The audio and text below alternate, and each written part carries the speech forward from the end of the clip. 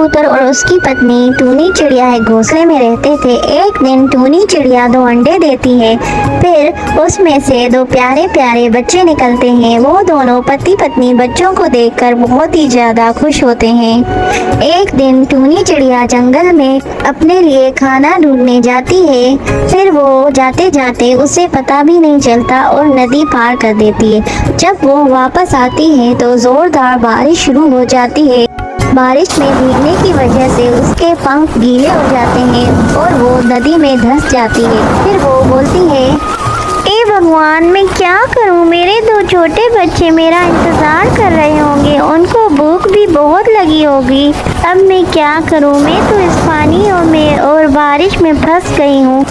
टूनी चिड़िया बहुत कोशिश करती है कि वो पानी से निकल पाए, लेकिन उसके पंख गीले होने की वजह से कुछ नहीं कर पाती। इधर टूनी का पति और उसके बच्चे टूनी का इंतजार कर रहे होते हैं। फिर बंटी कबूतर टूनी को ढूंढने के लिए जाता है, लेकिन उसके पंख भी भीग रहे होते हैं, इसलिए वो फिर वापस आ जाता है। टूनी बहुत जोर लगाती है, लेकिन वो फिर आखिरकार हार जाती है। फिर उसके बच्चे और बंटी कबूतर उसका इंतज़ार कर रहे थे, लेकिन वो नहीं आती। एक बच्चा अपने बाप से बोलता है, पापा पापा, मम्मा क्यों नहीं आई? मम्मा को क्या हो गया है? हम मम्मा के बगैर कैसे रहेंगे? हाँ पापा, इतनी देर हो गई है, मम्मा क्यों नहीं आई?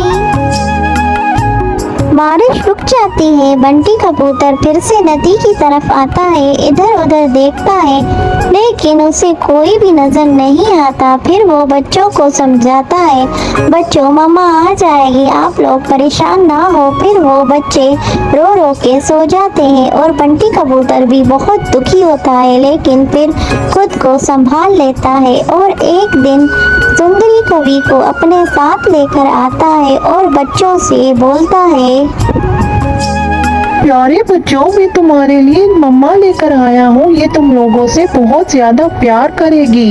तुम लोग परेशान मत हो, ये तुम्हारा बहुत अच्छे से ध्यान रखेगी। हाँ पप्पा, सच में ये मम्मा की तरह हमें प्यार करेगी, हमें मारेगी तो नहीं?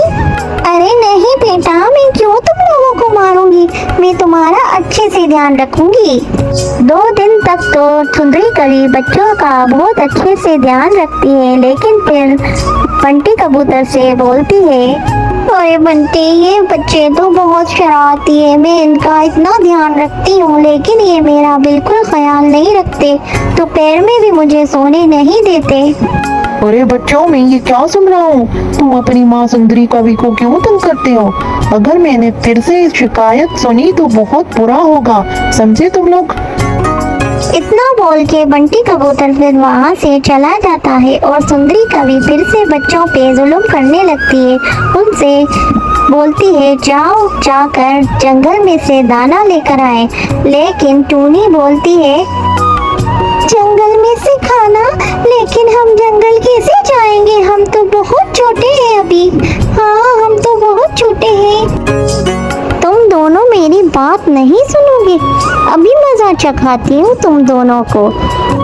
फिर सुंदरी कवि मासूम बच्चों को बहुत मारती है। ये सब सारे जंगल के पंछी भी देख रहे होते हैं। फिर वो टूनी चिड़िया बोलती है, माँ तुम हमें कितना मार रही हो? टूनी माँ तो हमें कभी भी नहीं मारती थी। अच्छा, फिर से मुझसे जबान लड़ा रही हो? अभी बंटी को आने दो, मैं उसे सब बताऊंगी तुम दोनों कितनी चालाक हो। तुम दोनों को तो मैं ऐसा मजा चखाऊंगी कि तुम दोनों याद रखोगी। तभी पीछे से आवाज आती है, छू कर तो दिखाओ मेरी बच्चियों को, तुम्हारे हाथ तोड़ दूंगी। माँ तुम आ गई माँ, ये देखो तो हम पे कितना जुल्म कर रही है, हमें कितना मार रही है। हाँ मेरी बच्चियों, मैं आ गई।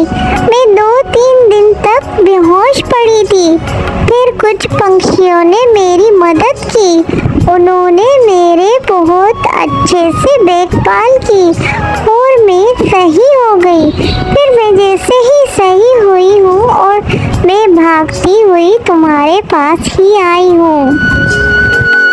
फिर वहाँ बंटी कबूतर आ जाता है और जंगल के सारे पक्षी बंटी कबूतर को सुंदरी कवि की असल हकीकत बता देते हैं।